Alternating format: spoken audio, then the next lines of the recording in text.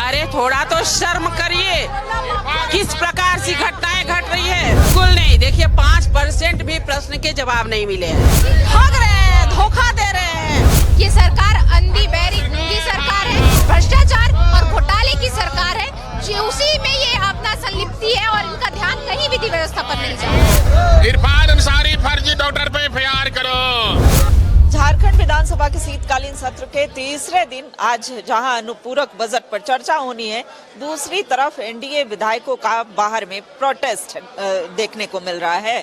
गिरती कानून व्यवस्था को लेकर के ये लगातार यहाँ मुखर दिख रहे हैं और ये बीजेपी विधायकों का प्रदर्शन, हालांकि जदयू की उपस्थिति यहाँ पर नहीं देखी जा रही है, लेकिन देखिए गिरती कानून व्यवस्था को लेकर के वो हेमंत सोरेन में भ्रष्टाचार को संरक्षण दिया जा रहा है, इस तरह के तमाम वो आरोप जो हैं वो लगाए जा रहे हैं। पूर्णिमा दास समेत मंजू देवी हो, रोशनलाल चौधरी हो, आजसू के भी विधायक यहाँ पर देखे जा रहे हैं। तो हेमंत सोरेन सरकार पर कई आरोप जो है वो लग रहे हैं। देखिए सरकार इस प्रकार से भ्रष्टाचार में लिप्त हो गई है कि कल आपने देखा सत्ता पक्ष के ही माननीय विधायक जी ने अस्पताल से चोरी का मामला को उठाया और माननीय मंत्री कहते हैं कि नहीं इतनी चोरी नहीं हुई है, 1 करोड़ मात्र की चोरी हुई है। अरे थोड़ा तो शर्म करिए, किस प्रकार की घटनाएं घट रही है। और जब अनुपूरक बजट कल पेश हुआ, उसमें आप देखे पेयजल स्वच्छता जैसे महत्वपूर्ण विभाग में 10% ही राशि खर्च हो पाई है। तो जो राशि आपको मिली आप उसको खर्च तक नहीं कर पा रहे हैं। इतनी उदासीनता, इतनी लापरवाही, जो प्रश्न हम ला रहे हैं विधानसभा के अंदर, सबसे ज्यादा प्रश्न आप लाई हैं पूरे 1 साल में। देखिए हम जनता के सेवक बन के यहाँ पर आते हैं, हम कोशिश करते हैं ज्यादा से ज्यादा जनता के प्रश्नों को ला सके और यहाँ से समाधान मिले। लेकिन चलिए आप लोगों के स्नेह सहयोग से और हमारे क्षेत्र के अभिभावकों के आशीर्वाद से हमने कोशिश किया कि सदन के अंदर में प्रश्न उठाए और कल हमें भी अखबार पढ़ के बहुत खुशी हुई कि सबसे ज्यादा प्रश्न उठाने का जो सौभाग्य हमें मिला और हम इसी तरह जनता कितने प्रश्न के जवाब मिले आप? बिल्कुल नहीं, देखिए 5% भी प्रश्न के जवाब नहीं मिले हैं। इसलिए हमने माननीय अध्यक्ष महोदय से मिल करके कहा कि कम से कम इतनी मेहनत करके हम लोग प्रश्न लाते, जवाब तो दिलवा दीजिए, क्योंकि जनता विश्वास करती है। जब हम प्रश्न उठाते तो उनको विश्वास होता है कि अब हमारे समस्याओं का समाधान होगा। तो इसलिए हमने मिल करके कहा कि कम से कम जवाब तो दिलवाइए। लेकिन ये माननीय मंत्रीगण गोल मटोल जवाब लेके आते हैं। जब हम भी मंत्री थे आप देखे होंगे, पूरे तैयारी के साथ 2-2 बजे रात तक स्टडी करते थे, क्या प्रश्न आ रहा है उसका जवाब ढूंढते थे और उसके बाद पूरी तैयारी के साथ सदन के अंदर आते थे। लेकिन अभी आप देख लीजिए स्थिति। झारखंड में छात्रवृत्ति दे रहा हो। ये ठगबंधन की सरकार जो है युवाओं के साथ, महिलाओं के साथ, किसानों के साथ ये ठग रहे हैं, धोखा दे रहे हैं। अब जो वादे किए थे वादा अभी तक पूरा नहीं किए हैं। 5 साल तो इनका बीत गया, अभी 6ठा साल भी चल रहा है। दोबारा पुनः ये सरकार बनाए हैं, सिर्फ महिलाओं को ठग रहे हैं, युवाओं को ठग रहे हैं, युवाओं के भविष्य के साथ खिलवाड़ कर रहे हैं। ये महिला विधायक भी मुखर दिख रही हैं, क्या कहेंगी पूर्णिमा जी?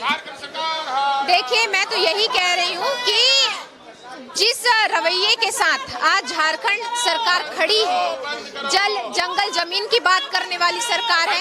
आप देख रहे हैं जंगल कटाई हो रहा है, अंधाधुंध कटाई हो रहा है, ठीक है। खनन माफिया घूम रहे हैं, माननीय मुख्यमंत्री जी के आसपास के लोग ही हैं जो इस चीजों पे, सभी चीजों पे संलिप्त है।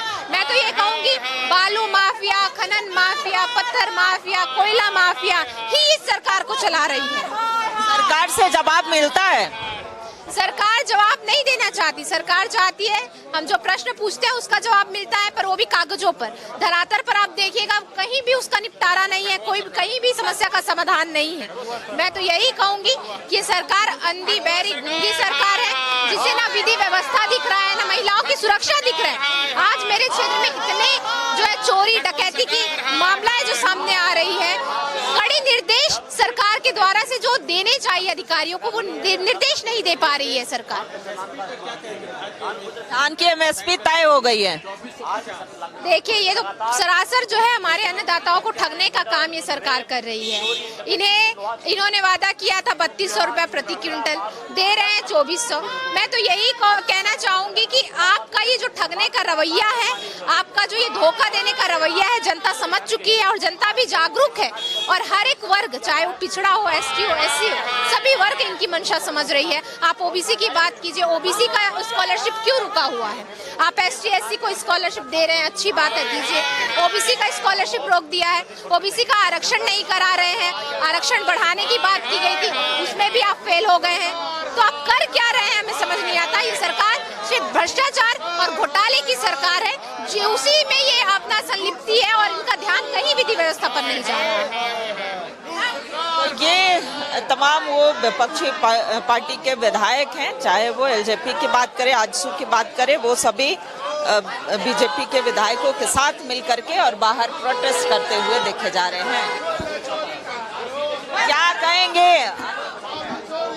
निश्चित तौर पर राज्य सरकार इस प्रदेश में जिस तरीके से भ्रष्टाचार, जिस तरीके से लूट खसोट मचा है, उसके लेकर भारतीय जनता पार्टी बराबर सरकार को इस चीज़ को बताने के काम कर रही है। और समझ सकते हैं कि अब पूरे एनडीए एकजुट होकर सदन में एकजुटता के साथ इस राज्य के हित में और इस राज्य के भलाई के लिए कहीं न कहीं अपनी आवाज़ को बुलंद करने के काम कर रही है। इरफान अंसारी पर एफआईआर करो, इरफान अंसारी फर्जी डॉक्टर पे एफआईआर करो, इरफान अंसारी फर्जी डॉक्टर पे एफआईआर करो,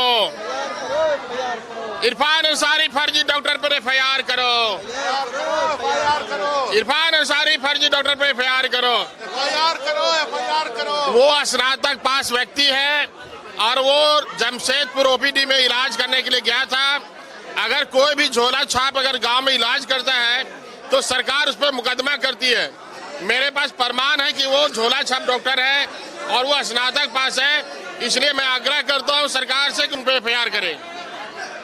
तो ये वो बीजेपी के विधायक हैं, वो लगातार प्रदर्शन कर रहे हैं। यहाँ पर नेता प्रतिपक्ष बाबूलाल मरांडी के नेतृत्व में ये प्रदर्शन जो है वो देखने को मिल रहा है। और देखिए इस तरीके से शीतकालीन सत्र में भी गहमा गहमी जो है वो देखने को मिल रही है।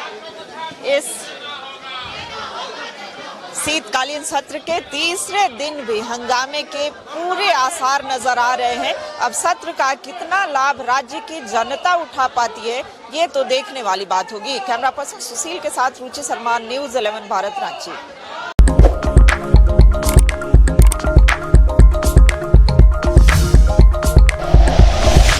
Like and share videos, subscribe करें हमारा चैनल और प्रेस करें बेल आइकॉन। न्यूज़ 11 भारत, सच है तो दिखेगा।